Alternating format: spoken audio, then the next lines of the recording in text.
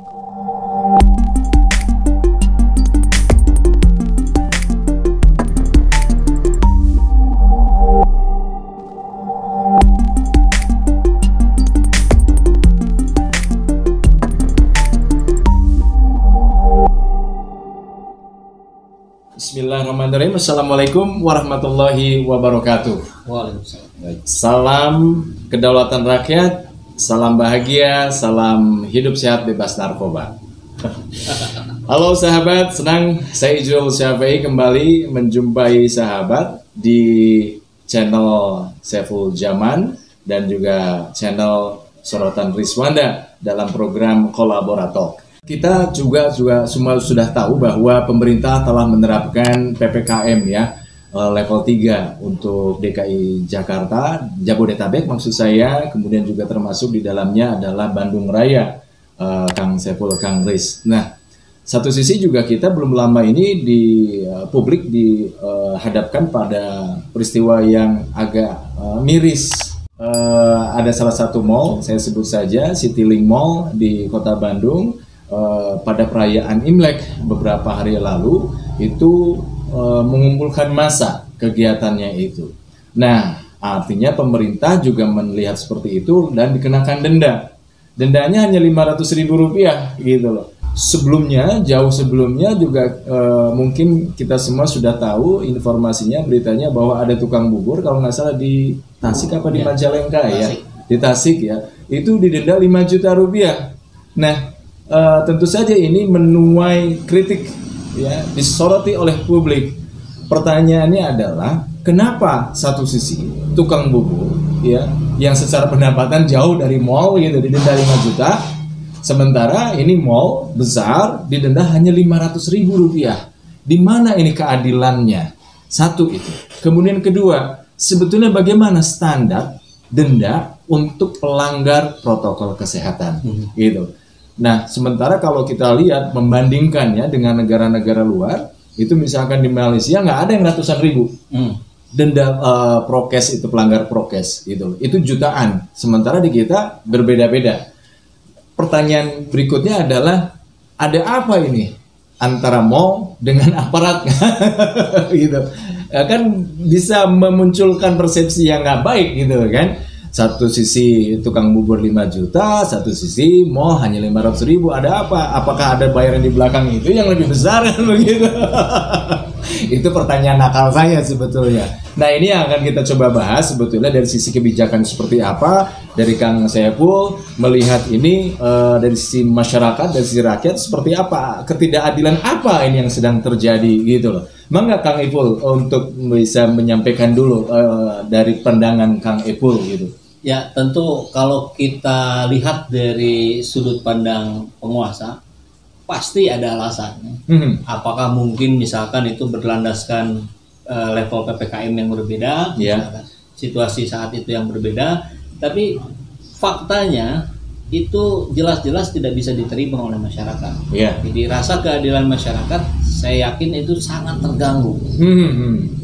5 juta itu tukang bakso di Tasik. Iya, tukang bubur di Tasik. Tarik mundur lagi ke belakang, HRS 50 juta. 50 juta. 50 juta, 5 juta, 500.000. Iya, sementara ada pejabat-pejabat yang kalau kumpul, termasuk mohon maaf ini presiden ketika ada kunjungan ke satu daerah itu masa kekumpul banyak. Iya, itu baru mau saya bilang, kayaknya Pak Jokowi yang di Toba itu didendanya 50.000. Kayak senang angka 5 ini kayaknya. 50 juta, 5 juta, 500.000, 50.000. Iya. Nah, ini ada perlakuan yang tidak tepat. Tentu tadi ya kan kita berbicara dalam dua perspektif yang berbeda. Perspektif pemerintah pasti ada alasan yang mengarah ke sana. Tapi jelas-jelas mau bagaimanapun alasannya itu nggak bisa diterima.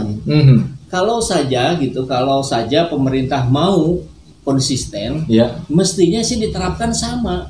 Kalau mau yang tukang bubur tuh 50 juta juga, yang keramaian di Mall Citylink 50 juta juga. Nah, di titik itulah kemudian kita bisa melihat, oh ini penegakannya bagus gitu kan. Pak Jokowi nggak apa-apa kan, 50 juta buat Pak Jokowi saya kira sangat-sangat kecil. Terapkan juga Pak Jokowi bayar gitu. Dengan Pak Jokowi bayar 50 juta ke Satgas Covid gitu, saya yakin itu rakyat kemudian melihat, wow, equality before the law, keren gitu. Itu titik kita bisa kemudian menjadi lebih maju karena sudah mulai ada kesetaraan. Nah, karena ini tidak, ya akhirnya ya terus saja ini bergulir. Ini akan dijadikan amunisi untuk terus-menerus menjadi serangan. Buat musuh politik tentunya. Kalau Kang Ipul sendiri melihat bahwa perbedaan perlakuan denda lah ya, artinya punishment seperti itu yang berbeda-beda, ini akan membawa dampak kemana ini, Kang Ipul? Nah itu dia. Ini bicara tentang punishment juga sebetulnya kan secara filosofi maksudnya apa sih kita membuat punishment? Agar jerak. Ya. Kemudian selevel Citylink 5 juta ya pasti nggak jerak lah. Orang dalam satu harinya aja keuntungannya bisa katakanlah puluhan ratusan juta gitu. Bisa jadi juga bukan soal angka gitu. Nah, ini kita pemerintah harusnya lebih cerdas mendapatkan efek jerak apalagi yang bisa membuat betul-betul orang yang melakukan itu kemudian tidak akan melakukan lagi dan orang lain tertahan untuk melakukan. Ngeri lu nanti punishmentnya gitu. Apakah kan ini contoh lah, misalkan kita pernah dengar waktu itu KPK menentukan rompi orange untuk koruptor. Nah, dianggapnya itu akan membuat efek jerak karena ada pelabelan, tapi ternyata tidak. Nah ini juga sama itu. Ini harus dicari cara-cara lain. Apa sih yang bikin jerak? Nah, tapi satu lagi yang ingin saya sampaikan, penentu sikap manusia itu sebetulnya ada dua. Memang satu punishment, satu lagi reward. Jadi kalau punishment saja itu nggak cukup, harus ada reward juga. Nah, ini juga jangan luput nih pemerintah, harus punya skema, harus punya program bagaimana untuk memberikan contoh juga, sehingga orang tuh kan perilaku orang tuh bisa jadi dia lebih didorong oleh reward. Saya ingin mendapatkan itu. Saya reward kan macam-macam tadi, bisa uang, bisa pujian, bisa fasilitas atau apapun. Atau dia ditahan untuk tidak melakukan karena ada punishment yang bikin jerak. Dasarnya itu aja sih mestinya. Kang Kris, ini saya melihat aturan yang diberlakukan, khususnya denda. Konteksnya kan kita bicara soal denda pelanggar prokes gitu. Apa memang Anda melihat ini ada standar atau dibebaskan ke setiap daerah untuk menentukan masing-masing, bahkan di daerah pun di setiap dinas di setiap satuan misalkan harus menentukan denda itu masing-masing, atau bagaimana Anda melihat ini? Saya melihatnya ada kebutuhan yang urgent untuk bernalar kritis dalam memahami regulasi kebijakan. Nah ini bebannya tentunya bukan pada publik sih, tapi pada formulatornya dan pada eksekutornya. Jadi begini kan, secara kebijakan publik itu ada 3 pilar. Pilar penerapan, pilar penafsiran, dan pilar kelembagaan. Nah dalam instruksi Mendagri yang mengatur tentang PPKM, sebetulnya sudah ada nilai positif sih diklasterkan ya. Ada klaster pekerja, klaster sekolah gitu ya. Kalau perlu, tapi ada yang ketinggalan, klaster rumah sakit. Nah, baru saja pagi ini saya antar istri ke rumah sakit. Bejubelnya sama kayak di pasar ya. Didenda juga dong. Harusnya gitu ya. Nah, artinya kan bahwa pada saat sebuah kebijakan dieksekusi, ini kan ada polemik juga nih. Jadi kalau padahal dalam setiap kebijakan publik itu bukan aspek istilahnya yang harus terlalu beragam, sehingga kemudian yang menerapkan jadi bingung. Ini ada gugus tugas penanggulangan, ada satuan tugas. Salah dikit aja antara gugus dan satuan, padahal yang lebih perlu adalah nalar kritisnya dalam memahami ini. Nah, artinya nalar kritis ini bisa dibentuk dengan pengambilan keputusan kebijakan plus eksekusinya berbentuk panduan Juknis dan Juklak itu berbasis riset, Kang Ijo. Jadi artinya nggak bisa kita bilang bahwa ini klaster mall kan ada dasarnya, oh ini klaster pedagang musiman gitu ya, atau klaster-klaster yang lainnya, klaster sekolah. Nah tapi kemudian pertanyaan besarnya adalah bagaimana itu berjalan di lapangan dan basis apa secara riset yang bisa, misalnya ada lonjakan loh di klaster keramaian mall. Nah kalau begitu lonjakan itu ukuran mentoknya seberapa, sederhananya seperti itu. Ukuran paling basic ya seperti pada saat kita ngatur level lah, 70% kapasitas kendaraan itu kan. Oke, ya kalau gitu mall juga sama saja. Tukang bubur kan kecil. Nah, berapa persen yang harus apakah harus dibungkus semua? Nah, artinya ini konsistensi pelaksanaan kebijakan sebetulnya kuncinya adalah pada persepsi daripada orang yang menafsirkan. Ini yang missing. Jadi ada gap atau ada kesenjangan antara formulatornya, perancangnya, pencipta blueprintnya dengan eksekutor di lapangan. Tapi bagaimana menerjemahkan formulasi itu, arti aturan itu, ketika memang sebetulnya pertanyaan lagi nih, apakah aturannya sudah ada atau belum? Karena mengingat dananya beda-beda gitu loh kalau konteks itu gitu Kang Riz. Nah artinya begitu. Pada saat kita ingin bicara, ini kan PPKM kan berlaku nasional ya. Meskipun ada penekanan di mikro makro yaitu lain hal. Hanya problemnya adalah turunan daripada itu jangan dibiarkan ditafsirkan bebas di tataran eksekusi. Nah kalau begitu kan jadinya tebang pilih. Saya berikan Kang Ijo mandat misalnya, atau Kang Saiful mandat, ini bagian wilayah sini, ini bagian wilayah sini. Nah tanpa ada panduan yang ajak. Panduan ini bukan berarti isinya normatif terus wejangan dan sifatnya mengawang-awang, tapi justru panduan teknis di lapangan. Nah ini yang seringkali dikeluhkan oleh aparatur penegak di lapangan. Atau sesungguhnya ada yang miss dari aturan PPKM ini, yaitu menetapkan besaran denda bagi para pelanggar prokes. Ya, termasuk aturan besaran denda sebetulnya. Ya kalau memang mau didenda itu saya bilang klaster vaksin harus didenda juga. Loh, karena kan antrinya dempet semua gitu ya. Bahkan itu lebih banyak peluang omikronnya dibandingkan jajan bubur di udara terbuka gitu ya, misalnya seperti itu. Artinya bagaimana menerjemahkan itu? Ya, jadi itu yang disebut dengan pilar penafsiran. Ini yang seringkali diindahkan oleh para peramu. Saya bahkan khawatir nih peramunya jangan-jangan tidak bisa meramu atau mungkin memang bukan peramu sama sekali gitu. Jadi artinya yang dibuat adalah sebuah tulisan indah, tebalnya segini, lempar saja kan gitu ya. Gitu ya. Kalau level Menteri Dalam Negeri kan tidak bisa mengontrol sampai ke situ. Tapi artinya ini harus dipastikan bahwa ditafsirkan dengan tepat, bukan benar loh.